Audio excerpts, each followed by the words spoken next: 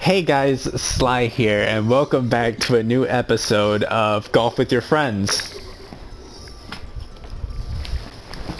Hello YouTube, it's me, your friend from the UK. And So- we're going to be doing the next three courses. Yes! Alright, so let's do it.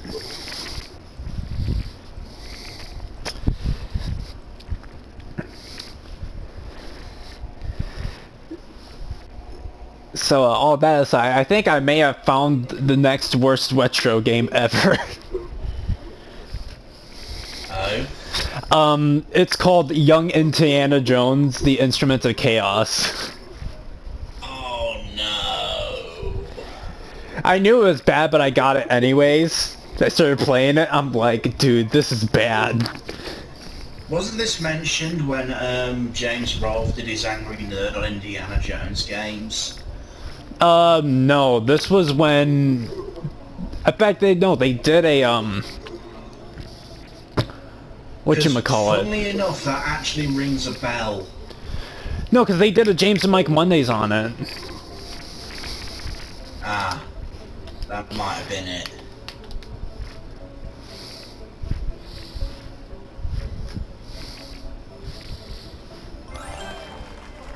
Ooh, hole in one. You son of a bitch. But it has like the problem that Sonic 06 did. It had great music, but my god, it was just bad. You know that Sonic 06 has higher user reviews than The Last of Us 2? Yeah, I was honestly thinking about getting that, but... Oh, don't waste your fucking money.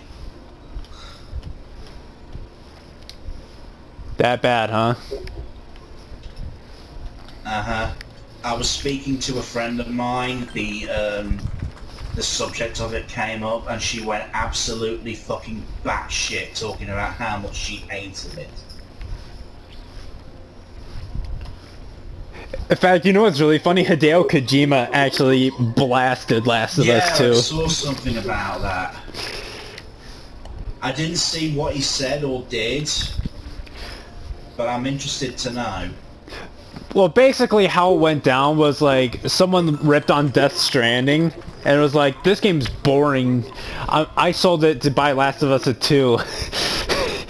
And he replies with, I forgot what he said, but he replied something along the lines with, hey, some gamers have their own standards, and then just pulled up a screenshot of the review scores on it. Yeah,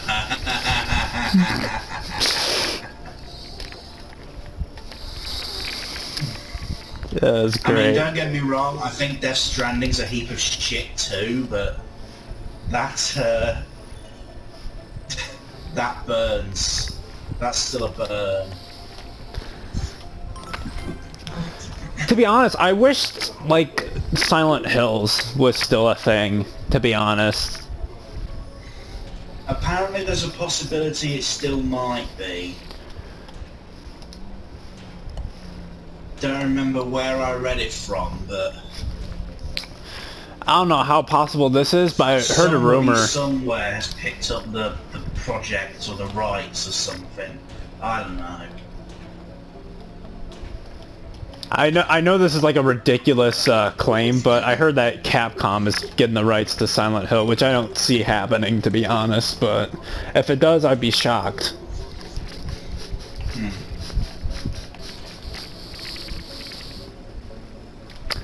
Interesting.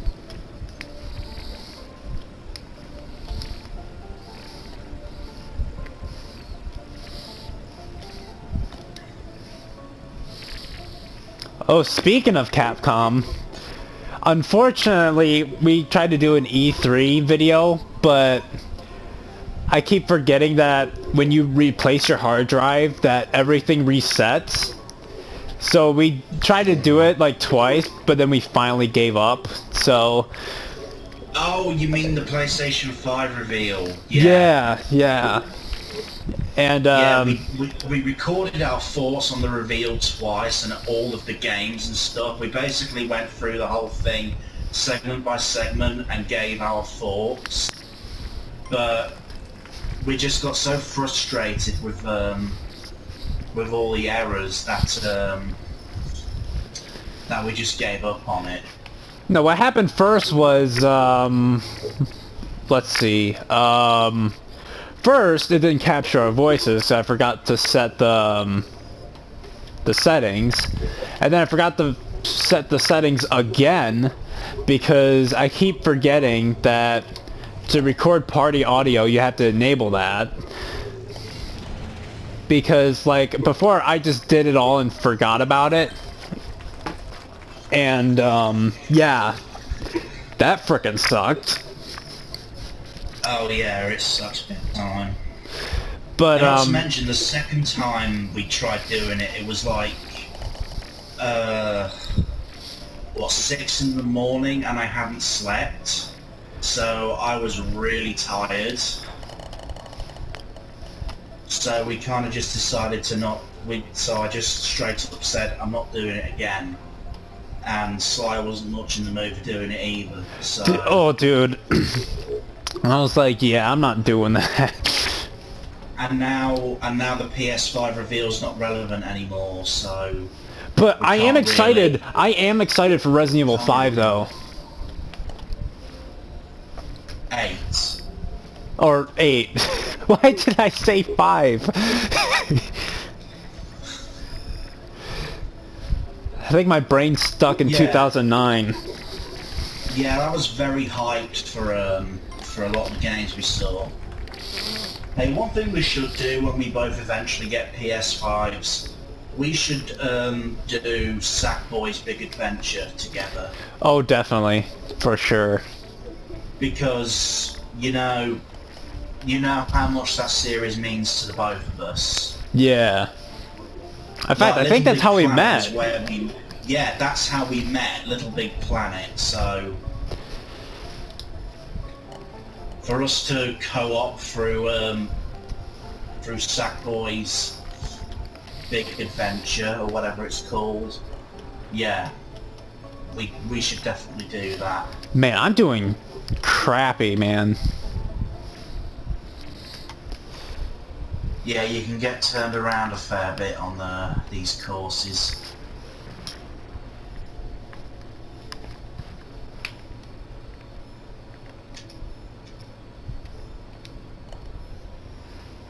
I heard that. That was bullcrap.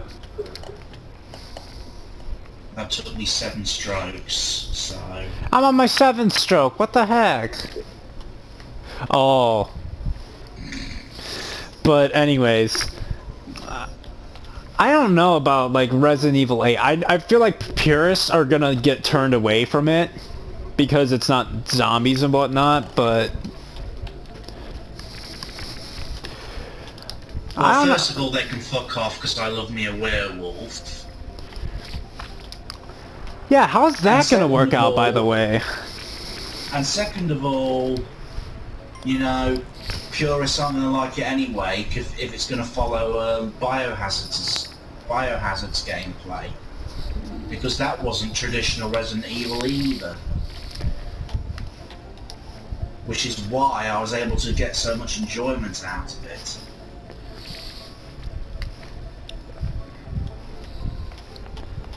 Because you don't have all that fucking around. By the way, I was so... Speaking of the Resident Evil games, I was so disappointed in the 3 remake. Oh, you were? Dude.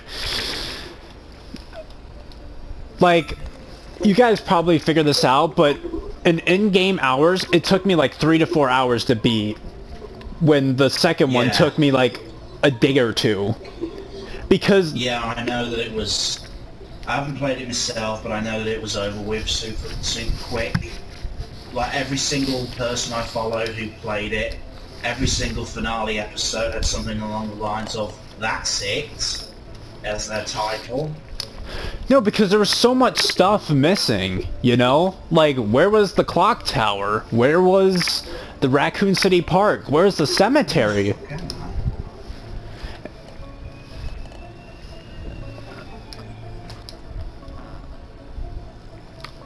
Like, I was so taken aback by how short that game was. Because the original was way longer.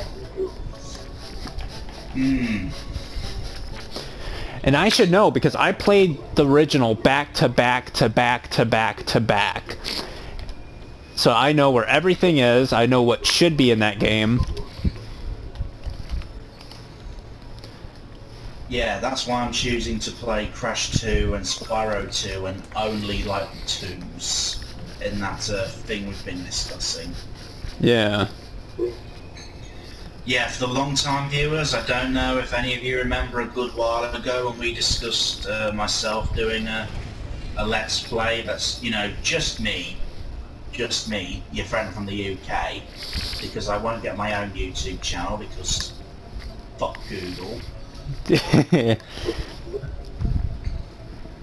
But yeah, the intention was that I just did Spyro 2, you know, the reignited trilogy version, but we're expanding that to include a Crash 2 Let's Play as well.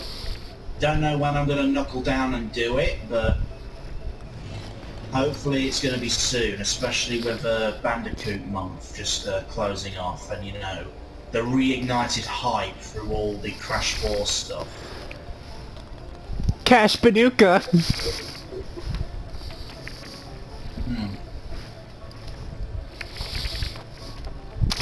What's your genuine thoughts on Crash 4, by the way, for the audience?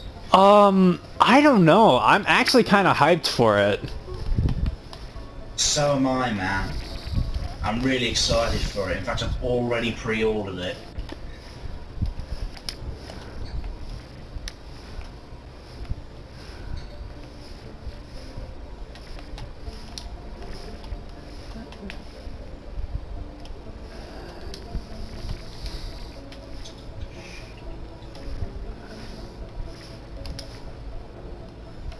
Ah!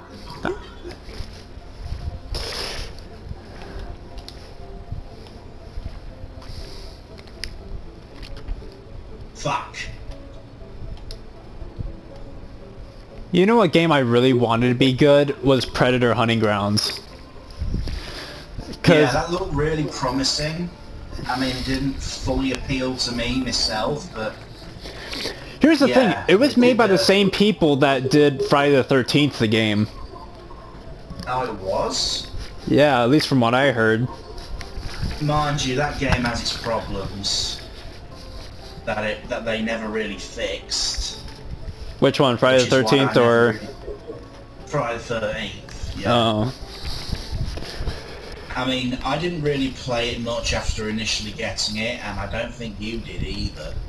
Nah. If I remember correctly.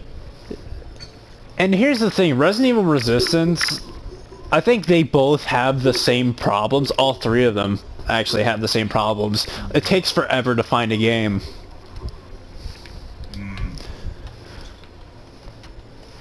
Like the thing with the Friday the 13th game is that I think it did the same fuck up that Hello Neighbor did and just completely blew its load during the beta.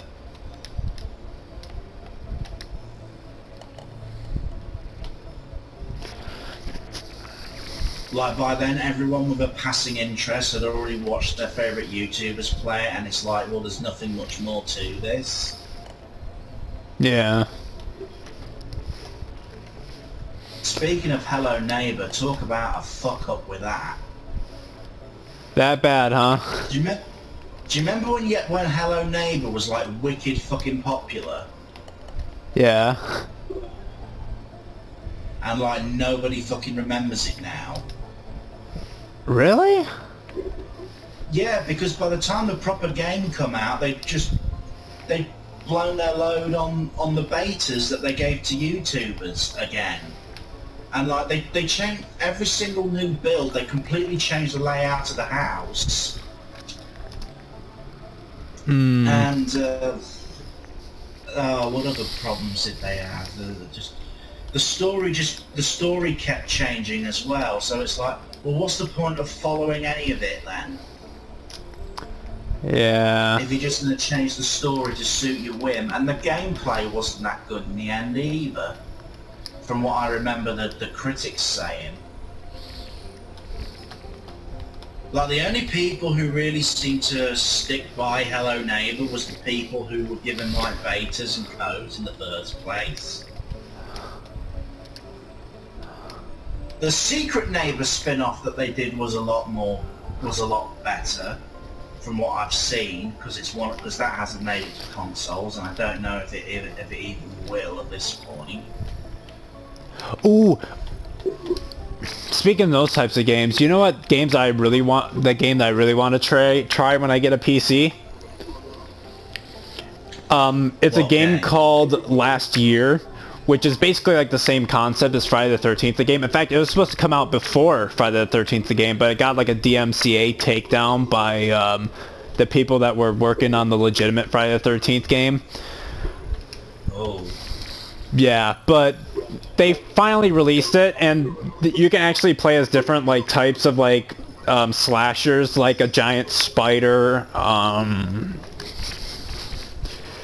What else was there? All I remember was just the giant spider, and that looked pretty cool, even though I'm very arachnophobic. So, kind of sounds like Dead by Daylight, except you aren't limited to bipeds. Yeah, it's kind of like that, except it had a the way you're describing it. It has like a Left 4 Dead vibe, because like the different characters are like different classes. Like the nerd can like repair like electronics and whatnot. The jock can like take more damage or something along those lines. Yeah.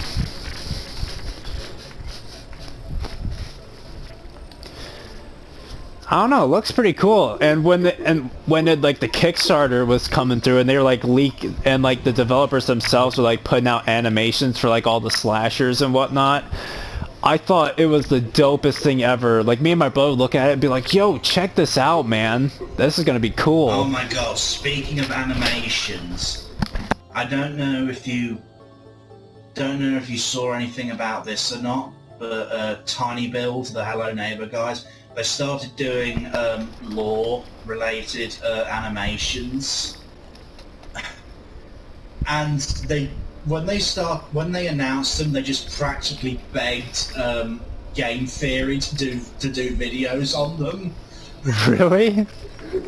They were practically begging and simping towards MatPat to please do videos on our lore. You'll like it very much, Mr. MatPat, sir. It was the most pathetic thing that I think I've ever seen. Yeah. Oh great, I'm stuck in the fucking geometry.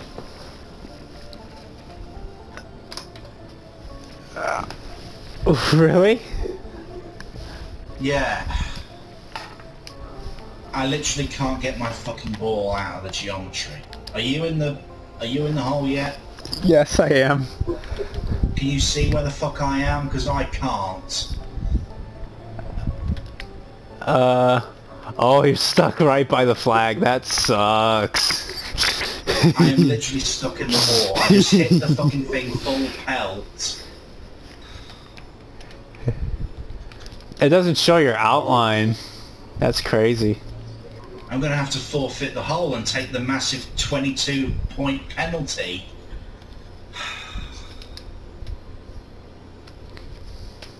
Look at that, that's put you in the fucking lead, all because the game fucked up. Nothing to do with me. That's nice, isn't it? Yeah.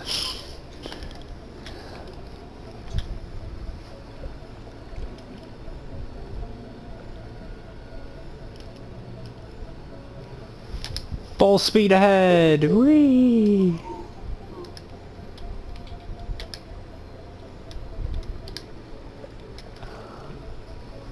Oh, for fuck's sake. All of this reminds me of Jurassic Park Rampage Edition. Where like you're in the rapids, you're, like playing as like Grant and like going through like the boats and whatnot. I don't care anyone says. No, I haven't played it. I think the Angry Video Game Nerd did a review on it. Well, he did like a bunch of Jurassic Park games all in one video.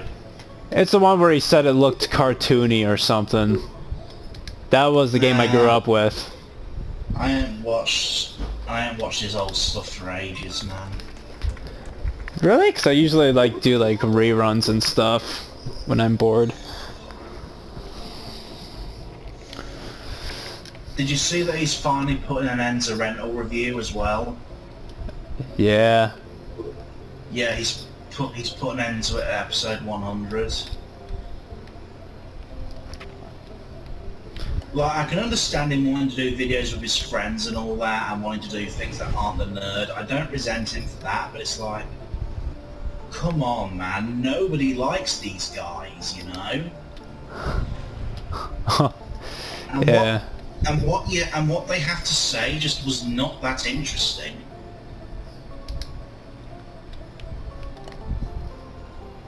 Oh, what's going on here? Shit.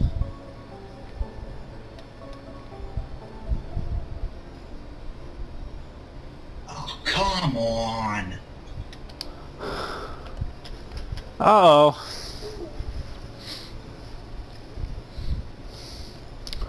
I don't know where the fucking hell I am.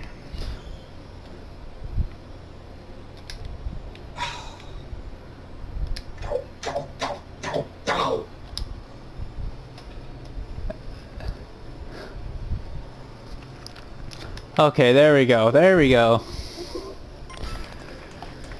Took me 8 tries, but I did it. Oh.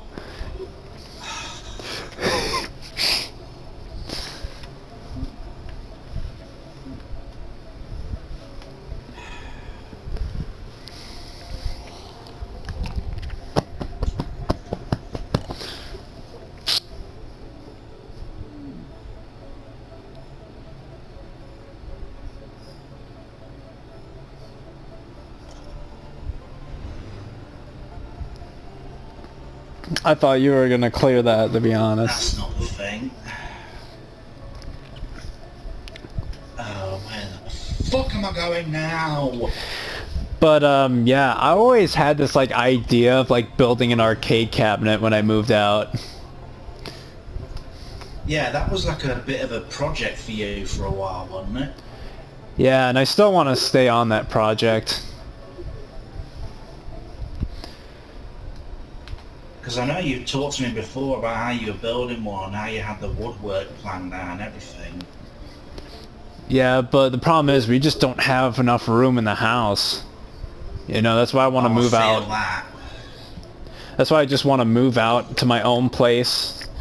Not an apartment, because the apartment stay would be temporary. Just like when I get my own house, just like build like an arcade cabinet and everything.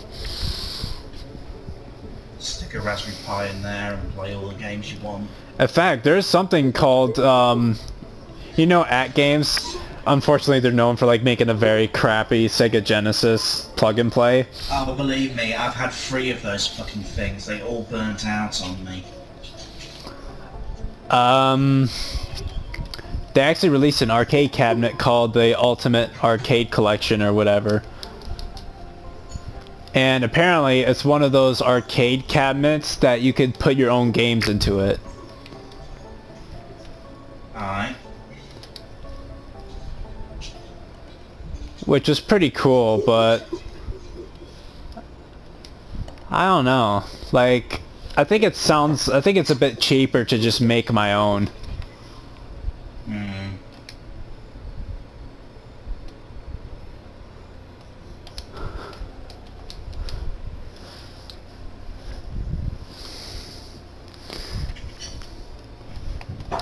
Sonic Zombie Doom Ship! The movie.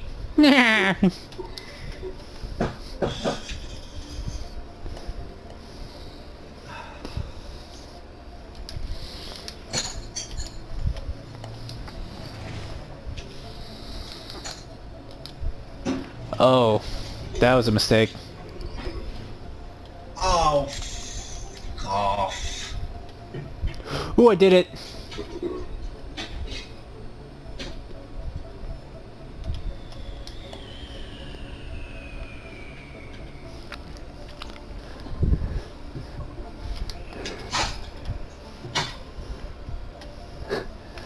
Now everyone knows that I'm no stranger to like rage quitting and breaking controllers. I still can't believe the game that made me to completely destroy my controller was Tekken. Freaking Tekken out of every game. Well, I'm not surprised. Of course not, because you've seen me rage Tekken before. can really fuck you over in places.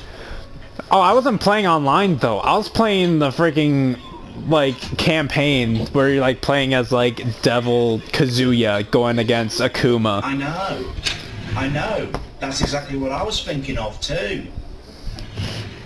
Akuma is fucking broken. I'm stuck in the fucking geometry again.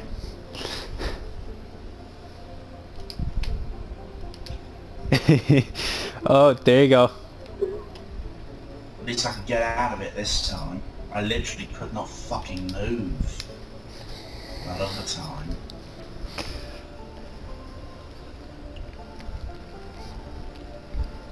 Round and round we go. Where we're going, nobody knows. Well, you won that one, although it's the most hollow fucking victory in the world. Yes, I did. But, what other games did I come across? Ooh, Gauntlet. Someone from work who's, like, big into retro games was, like, talking my ear off about Gauntlet, and I decided to try it. I only played it for a little bit before I stopped, but it looks pretty interesting. I actually bought a remake of Gauntlet that they've made. And I kept it around for the possibility that I had somebody to co-op it with.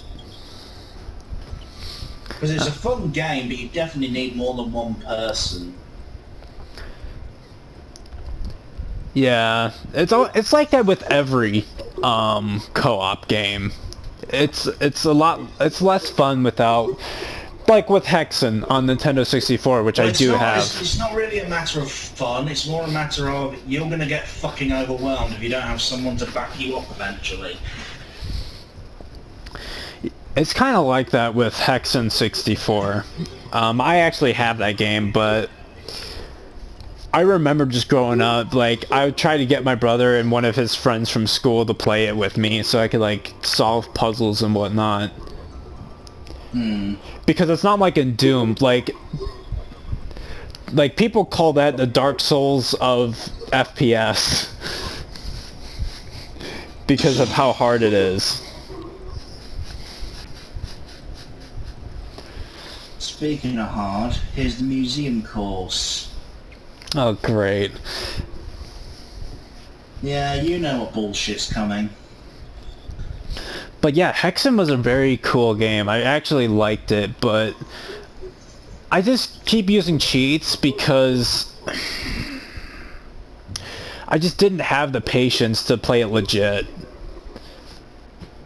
Because unlike Doom, you have this like hub area, and you have to keep going to the same places over and over again. Because if you flip one switch, you have to backtrack, and then it will open another area.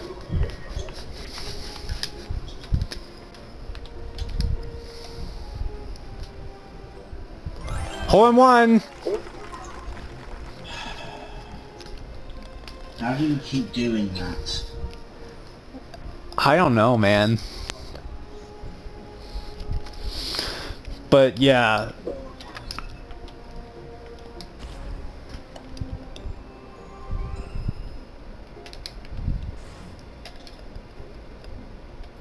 Oh, hole in one!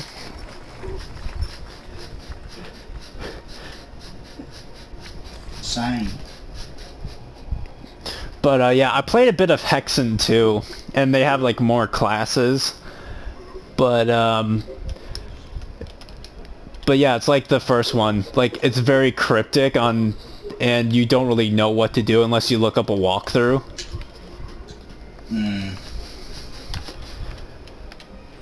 Speaking of looking up walkthroughs, and I'll have some things to say about this when I get to my actual Let's Play, but the coloured gems and the secrets in Crash 2, Yes. some of the fucking bullshit that you're expected to figure out on your own to get that done. Like, sure, Kadikarus can point out the subtle hints that they left you when all he likes, but come on. That shit was done to get you to buy cheat books and guidebooks. Speaking of guidebooks, Let's be real here. I remembered those things. So I remembered when one of my uncles got me a guidebook for Resident Evil 3, and it was like the first game that I ever legit beat in middle school years. Thanks to the guidebook. Yeah. Because it tells you all the answers to some of the puzzles. Except the water puzzle, which I hate so freaking much. I hate that. Because I can guarantee you, people that speedrun that game, that puzzle is the speedrun killer.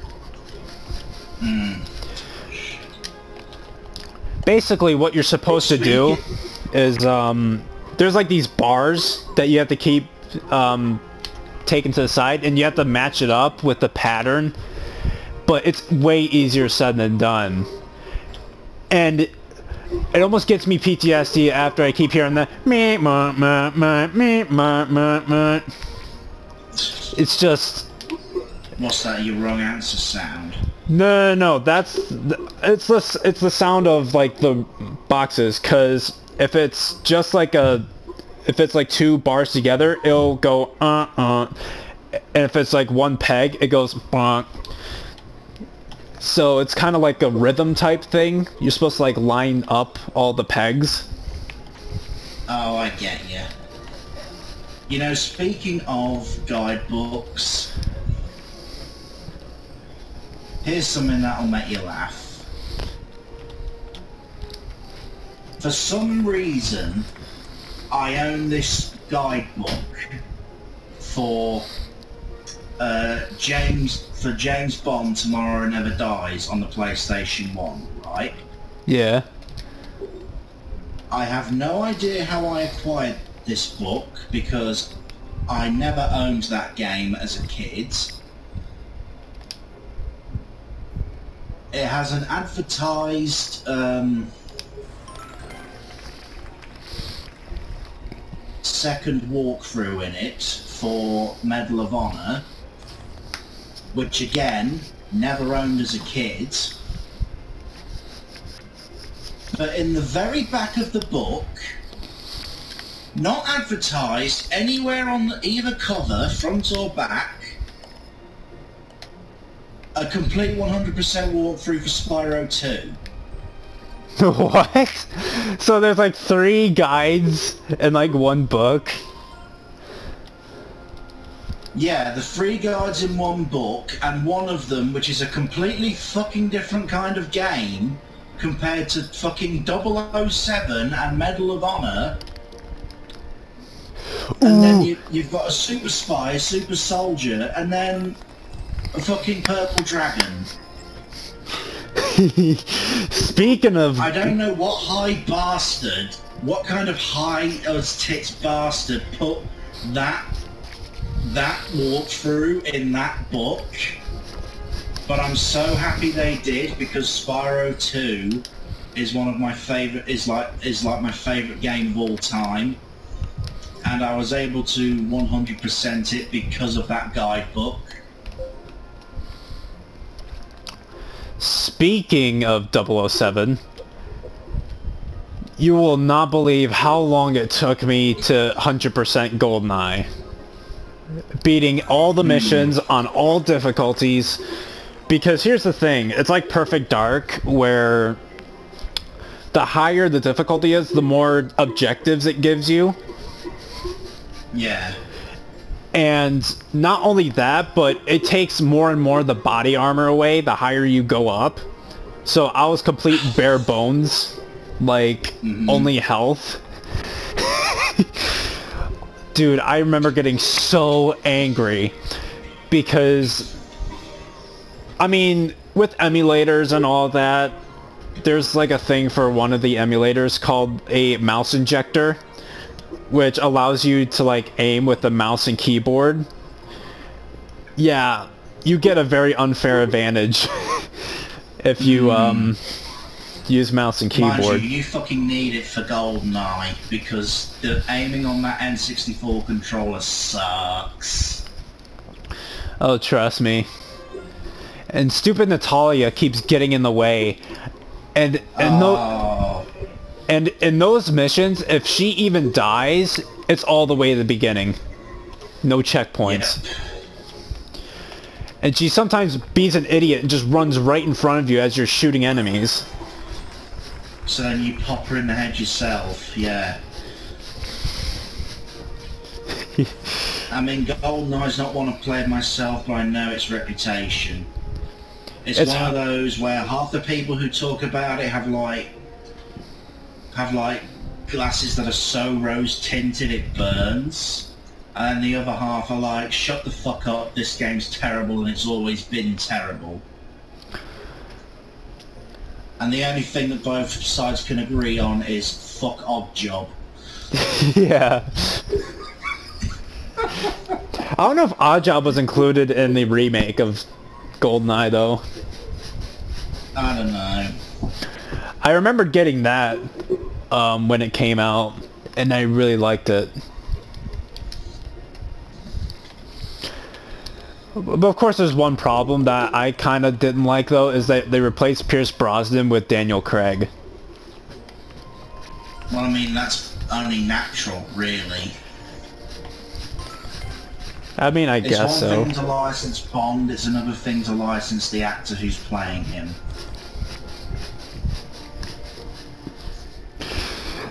Yeah, I remember like the actual movie. Like back then, I was like, hey, I like Sean Bean, but let's face it, it's just another movie where Sean Bean dies. Almost every movie he's been, he's always the one that gets killed. Didn't he receive like a special award or something because of that? I think I so. remember reading somewhere, or was that like a joke petition or something? I don't remember if that was legit or not. It might have been a joke petition, at least I hope so. Because if that's so, he would be competing with Leonardo DiCaprio. Mm-hmm. Whoops.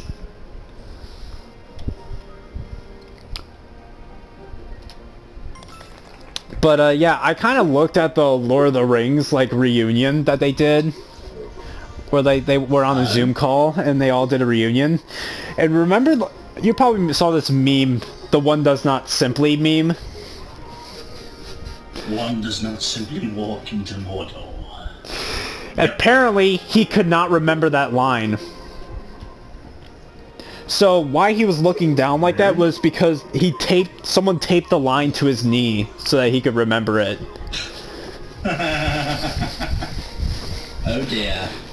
Because I think it was like recently added in by the time that they went to that scene. So he had okay. So he had a lot of trouble memorizing it.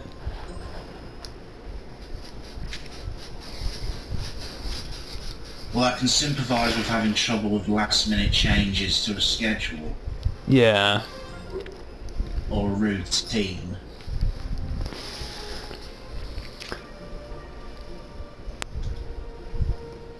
But yeah, I've been seeing a lot of articles on if people were going to make a good Dungeons & Dragons movie.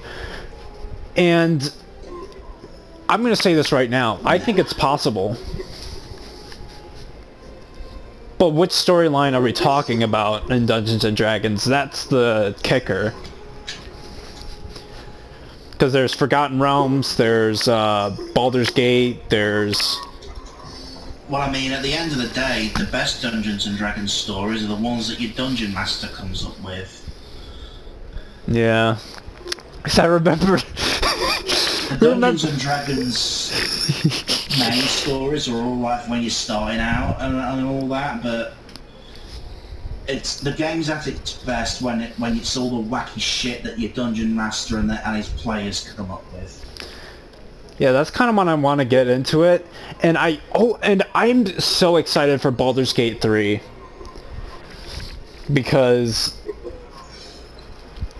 I don't know what I liked about it was very cool because it was turn-based. It was kind of like Divinity: Original Sin. I cannot for the life of me remember how the fuck you get up here. You time it with the current. What do you think I've been doing? Oh. I nailed it no problem, and I don't even remember how I did that. There we go. But I'm out of fucking shots. But when the reveal came for Baldur's Gate 3, I kind of was hooked. Because not only can you create your own character, but you have like a preset character, so I'm guessing that there's like replayability to it. Ah. A little bit closer to the Dungeons and Dragons experience then. Instead of being you've gone from a pre-made with a pre-made personality to a pre-made that you can put your own personality on.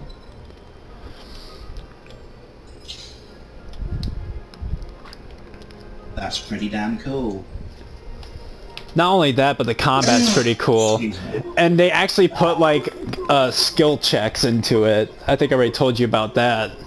So basically, if you're trying to, since you're like trying to convince like a person that you're not an enemy, you do a skill check, and it's like completely randomized. Roll the dice.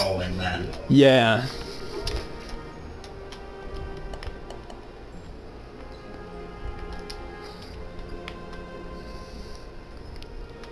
And I was instantly interested. I was like, okay, this is more similar to Baldur's Gate or Dungeons and Dragons. Have you played D&D proper? No, I haven't, but I really want to try it. Yeah, you should. It's a good laugh.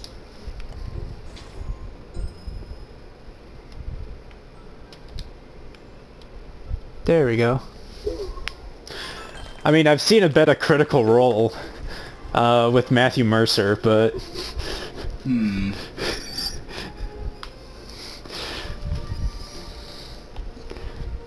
But there was like celebrities. That's not for me personally. The thing is, D&D is great, but I can't think of anything more boring than listening to somebody else's campaign. Not only that, but there's like celebrities I didn't even think were like fans of Dungeons and Dragons. Like one of the actors from Daredevil, Deborah Ann Woll. Like I didn't know that she was a D&D fanatic. And same with Terry Crews. I didn't know that they were like big Dungeons and Dragons fans. You surprised by Terry Crews being a Dungeons and Dragons fan? Honestly, I am. Terry Crews. Vin Diesel, I think, appeared on like a Dungeons and Dragons campaign.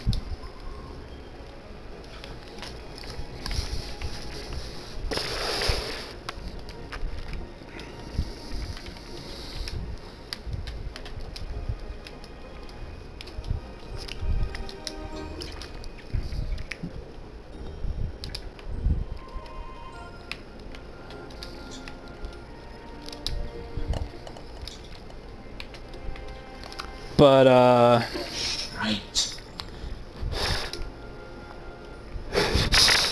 so I've been looking at, like, misspelled, like, products on the internet recently to get myself to laugh. And there's, like, this, like, bootleg movie called Sean Connery versus the Cock instead of The Rock. What? It actually exists, believe it or not. Like I find like Chinese bootlegs of stuff, just like with like John Tron's Disney thing. And I figured out where he got that creepy looking genie and camel from. It was actually from a coloring book.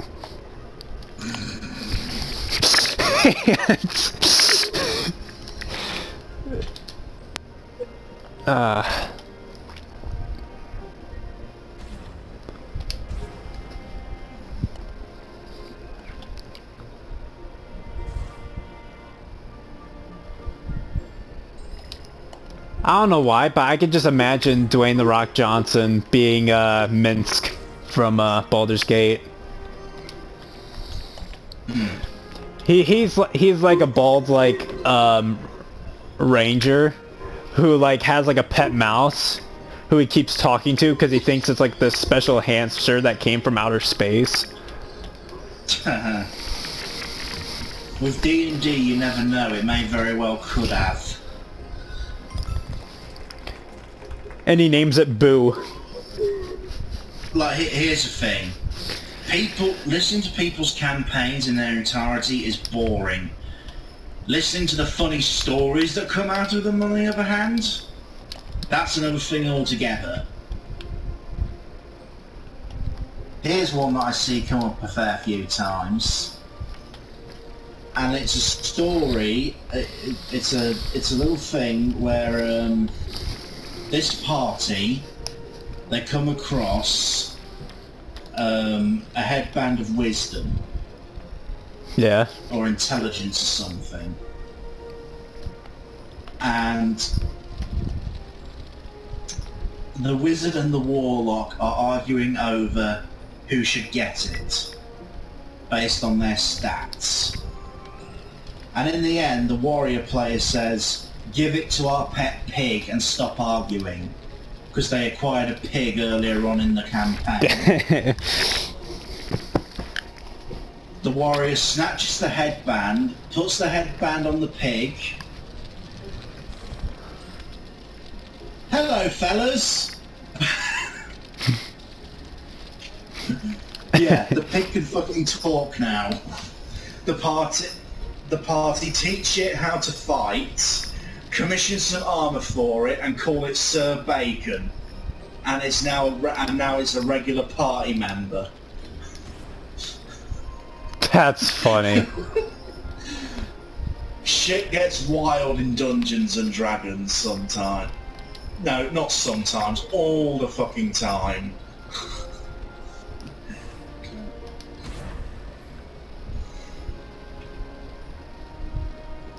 Here's one thing that happened in a campaign of my own, right, that I was DMing, right? Yeah.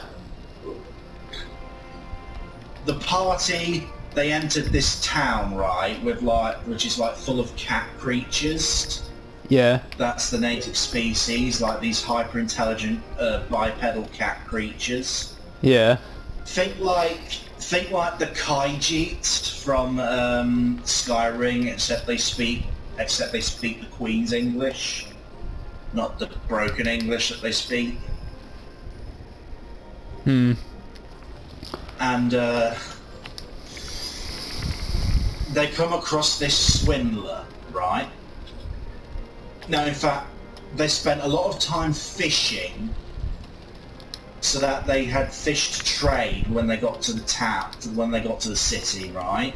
Yeah. And they come across this swindler who promises them that if they win a game of craps, he will give them a jewel which can ward off evil spirits. And the main story of the campaign is that they have a vengeful spirit following them, and it's like the big bad at the end. Mm-hmm. Right? So, the party take him up on his bet, and he's got a table with 2 pairs of dice on them, right? Mm-hmm. Now, I don't know if have you seen the film The Road to El Dorado? No. Well, at the start of that film, the 2 protagonists are getting really lucky in games of craps. The reason why they're getting really lucky all the time is because they have loaded dice. I bought a set of loaded dice specifically for this part of the campaign. For this encounter and this encounter only, it's like 2 pairs of regular casino dice, 1 pair of regular dice, and the other pair is like all 6s and 2s on one and all 5s on the other, because you know in craps a winning roll is 7 or 11. Mm-hmm. So basically, I'm sitting here as this swindler, rolling my dice, which the players have clocked on immediately are fucked up dice, right? Yeah. But they decided that their characters wouldn't realise this. They decided that these obviously messed with dice, that realising it would be meta-knowledge. So they gambled away all their fucking fish that they were supposed to trade with. We're on this swindler! That's... I expected them to clock right away that they're being fucked with, and they'd either threaten the swindler or just leave the swindler alone, but no, they gambled away every single fish they caught on this swindler to try and steal the jewel, to try and get the jewel off him. That's pretty funny. In the end, the rogue stole the jewel anyway. That's what they should have But done right off the the bat. jewel was a fake anyway. Oh, that's messed up.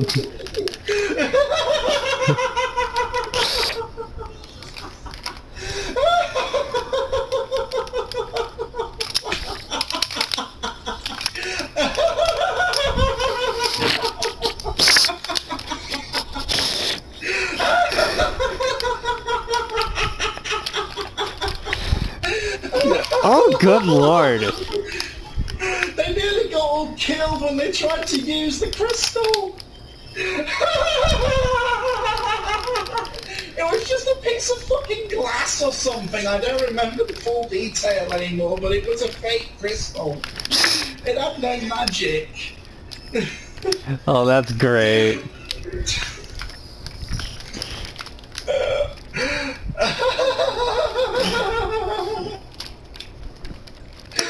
If we ever do D&D, remind me to never trust you.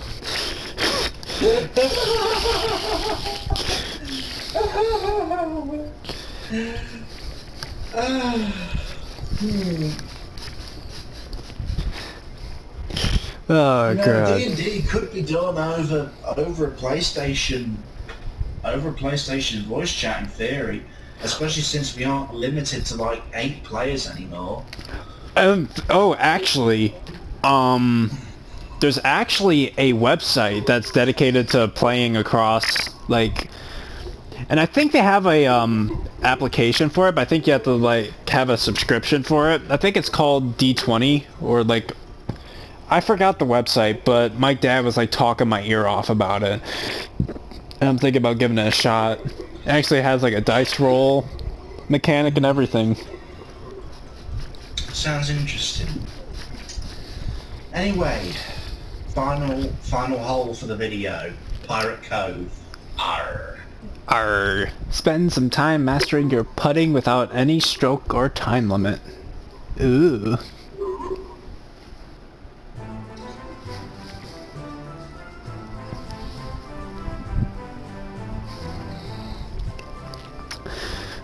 But, yeah, let's take it back to when we were talking about Resident Evil 8. What I really found interesting about something I read is that Chris Redfield might actually be a villain. Yeah, that's there was that whole thing in the trailer where he just seems to shoot Mia in cold blood, or whatever her name was. Yeah, it was Mia. Yeah. It's, like Wolfgang was about to like do this like joke where he'd be like, "Damn, Chris got fat." Oh yeah. It kind of looked like it though. Or is he just like puffing his chest out? I don't get it. Yeah, he might have been. He looks legit fat, like in the face and everything. Maybe he's back on the steroids again, who knows? Either that or it's like a hallucination. because they were thinking about bringing in a hallucination system for 8. Like, has hallucinations, occultism, all of that is going to be in the game. You know, nobody's really done the hallucination thing the same way that, what was its name? Eternal Darkness did. Oh, yeah, it was that game for the GameCube that made it look like that you were, like, your sad data was getting erased. Yeah, I'm surprised nobody's done that again. Like, you'd think that'd be something that'd be capitalized on, wouldn't you? Yeah, definitely.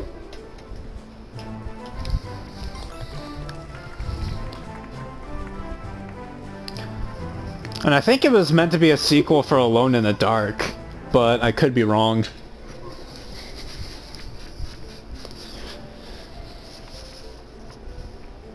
Great. Now instead of being stuck in the geometry, I'm stuck in fucking Out of Bounds. It thinks I'm still on the fucking course.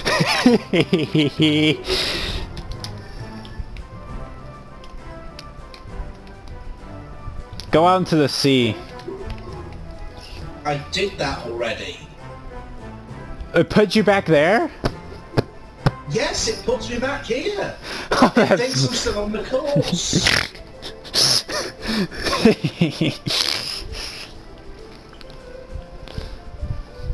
And I can't jump high enough to get back up here.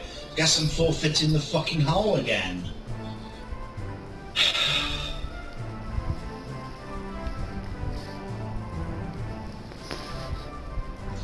Your victory in this video is fucking tainted. You know that, right? How is it tainted? Because the game bugged on me. Twice. Tainted victory.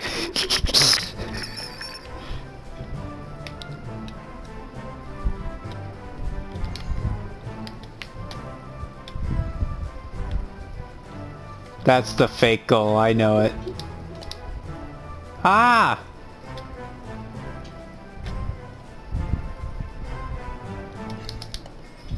I just realised the shark's a giant goldfish.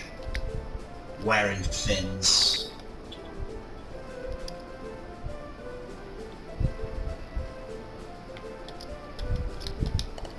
Ah, Finally. I'm trying to jump myself back. There we go.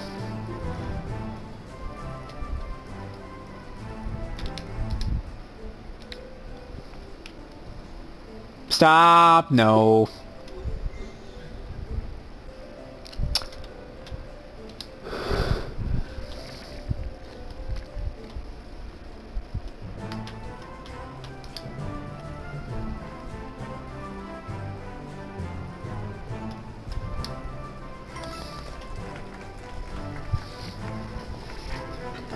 But yeah, I was actually planning on before getting The Last of Us 2, I would just like play through all of the first Last of Us.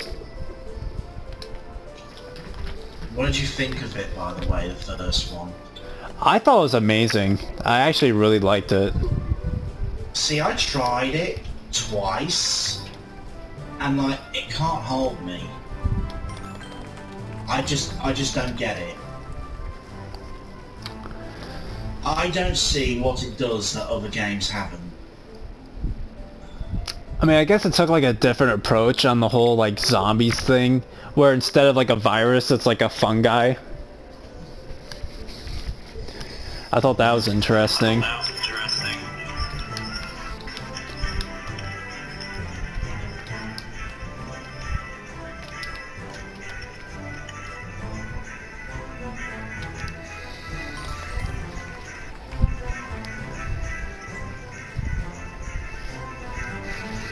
But I do like the online though. Because the online, it's like a thing called factions, where you choose between the two factions in the lore. And when you like gather supplies and like matches, like you're feeding people at your camp. And I think it would take like people off your friends list on Facebook and then put it in your camp. Oh, okay. I was wondering where you were going with that for a moment there. And in between matches, like it'll give you decisions on what to do in various situations, like your camp getting raided. Okay, sounds more like an RPG. And like when you're like looking at matches, like it'll give you a number on which of your people are sick or like dead or alive.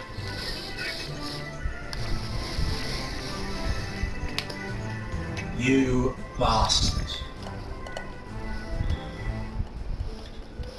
Oh! Oh, for fuck's sake. Oh, I thought I could drop down. Oh, come on.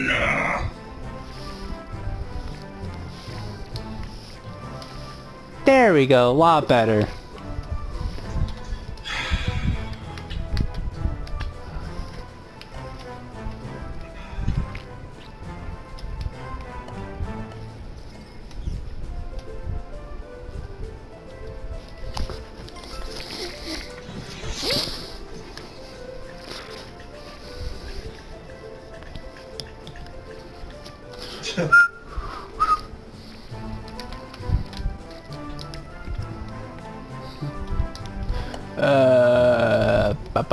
Ba. But yeah, the game that I really liked for VR was that Walking Dead game. It's honestly really cool. Sinners. Yeah. Did you finish the campaign or not? No. Yeah, because everybody who I've seen play it hasn't seemed to finish it. Which is a good thing. That means it's gonna take a while for me to do. I'm not gonna beat it in like 4 hours just like frickin' Resident Evil 3. Yeah, I'm still upset over that, man.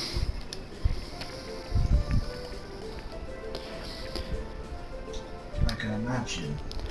Because like the puzzles are almost non-existent. Like if you looked through my whole entire playthrough, there was like literally no puzzles whatsoever.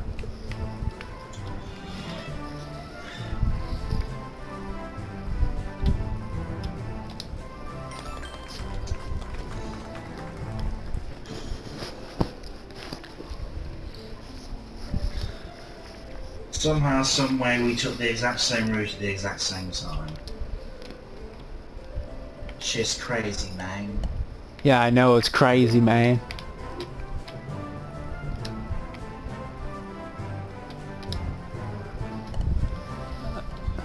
Oh, nyan.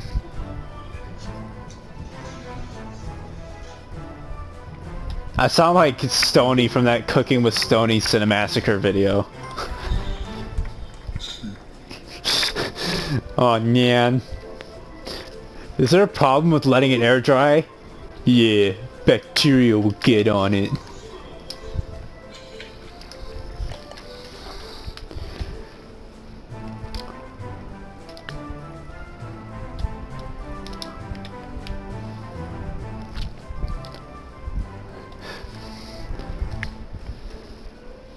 And there's a video I watched called the first video game based video that James and Mike ever did. Mm-hmm. And how do I describe it?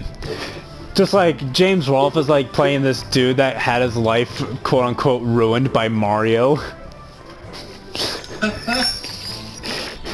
Mario. And there was like a part where like he was like putting like vodka in like Nintendo cereal and he was like eating it.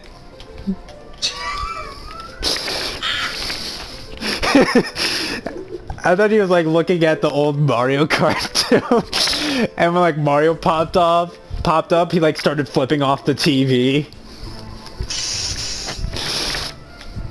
He's like, "You spin your arms around, Miyamoto."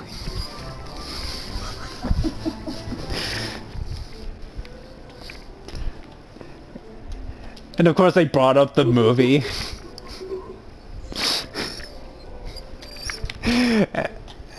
Oh god, it was great.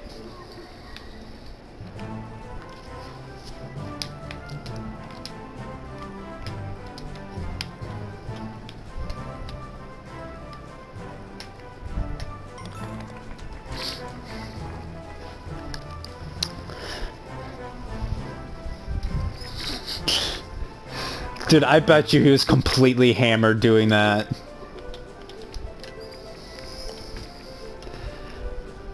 So I know I would be on my 21st birthday. I don't know how people could drink like that. On my 21st birthday, I'm gonna be like putting one foot on the ground and I'm gonna be falling over. Yeah, don't drink yourself too hard when you turn 21, alright? I won't. Because I've seen how badly that can go myself.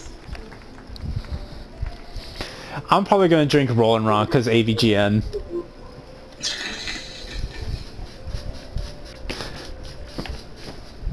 My brother looks at me, he's like, "No, that stuff's nasty." What the fuck do you want from me, game?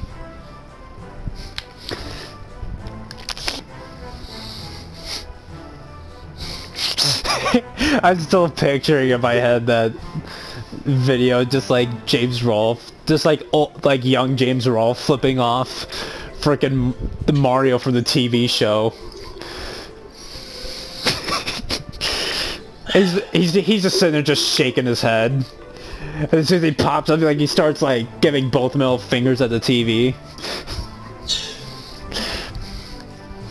And then he like goes outside of a shop where it had like a Mario statue and he just shakes his head at it and then just tries to imitate it.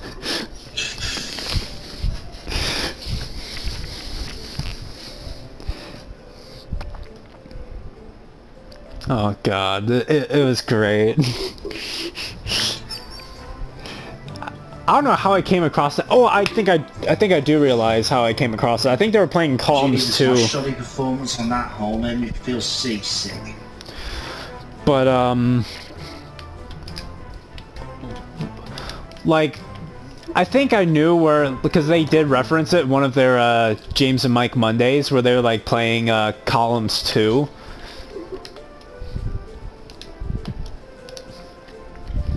Obviously they couldn't be in the same household because of the whole thing, but...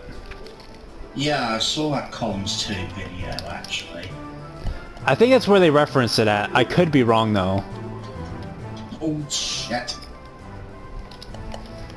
Hey, there we go.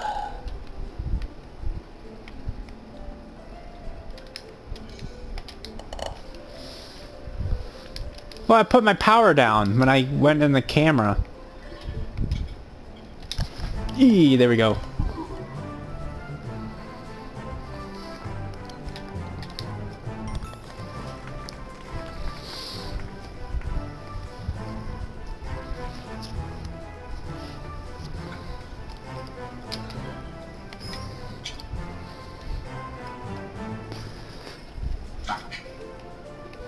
But yeah, I've been showing people like my home videos, and there's like a home video where I'm like walking around in the backyard and my mom just calls my name and I just instantly fall over. And then I actually, like, I was like sending it to my friends. I'm gonna be like, me one drink in on my 21st birthday, and they all were dying.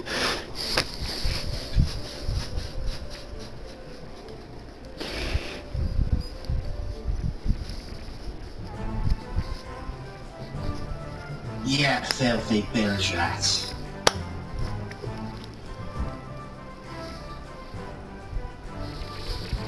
R.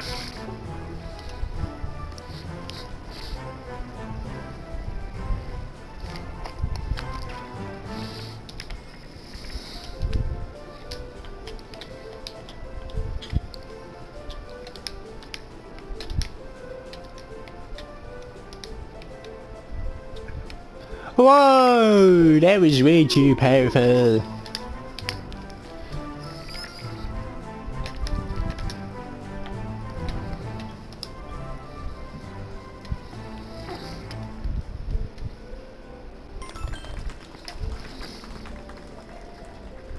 We went in there identically.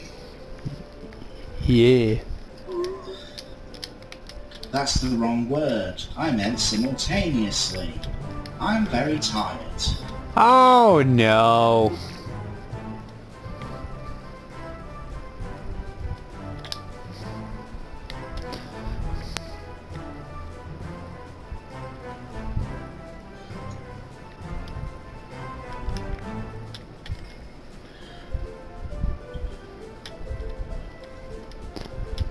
Ooh, there's tentacles in the distance.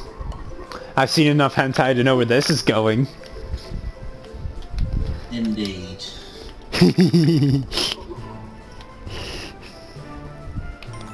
Par!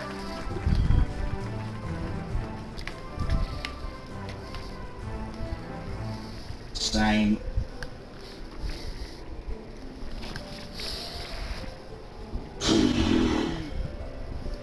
Now this hole is a fuck.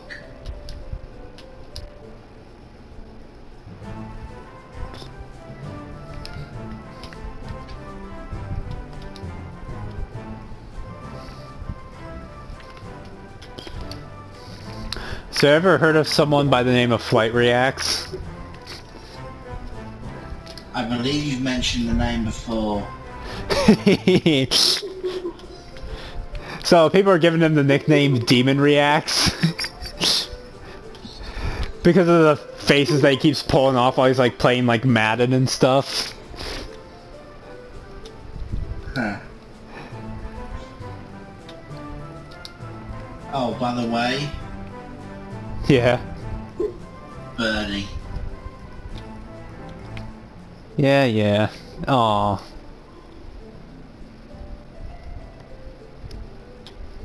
Whoa, what was that?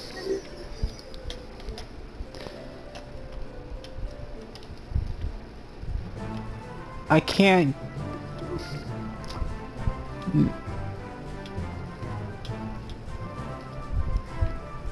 Oh. There we go. Guess what? I still won. Tainted victory. No, it's not. I mean, that was a close game. See that 22? Man, you could have still came back with that. No, I fucking couldn't. Yes, you could. You just believe you can't.